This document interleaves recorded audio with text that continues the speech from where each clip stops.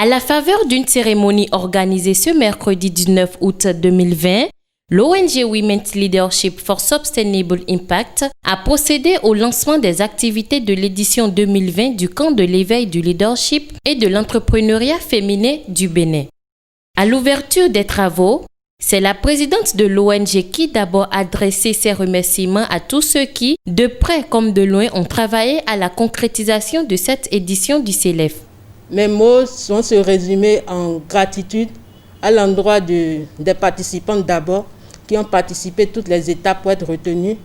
Et ensuite, à l'équipe de formateurs que le partenaire GIZ a mis à notre disposition pour vous nourrir intellectuellement et dans tous les sens pour que chacun, à la fin de cette initiative, de cette expérience, puisse en sortir gagnant.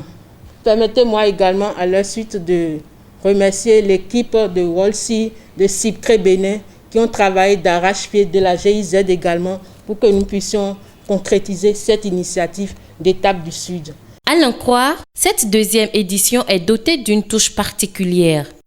J'aimerais déjà rassurer le formateur principal et toute son équipe de la pertinence des projets des filles qui ont été sélectionnées à cette édition.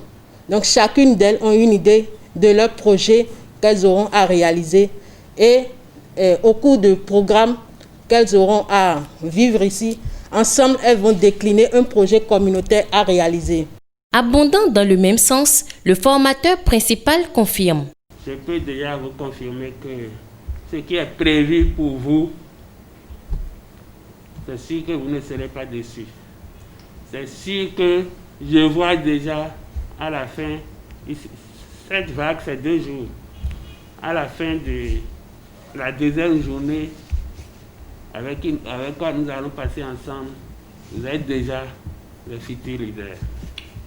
À la suite du formateur principal, le directeur du CIPCRE exhorte les participantes à plus de sérieux dans la suite du programme. Le développement du Bénin requiert l'effort conjugué de tous ses fils et de toutes ses filles. Or, pour le moment, il se fait que la majorité de notre population est de sexe féminin.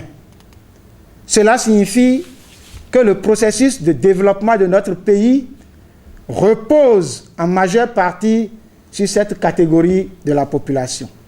Il est nécessaire, voire indispensable, de mettre en place des mécanismes pour faciliter sa participation effective et de qualité au processus de décision et d'action qui concourent au développement holistique de notre pays. Chères participantes du CELEF Bénin 2020, Étape du Sud,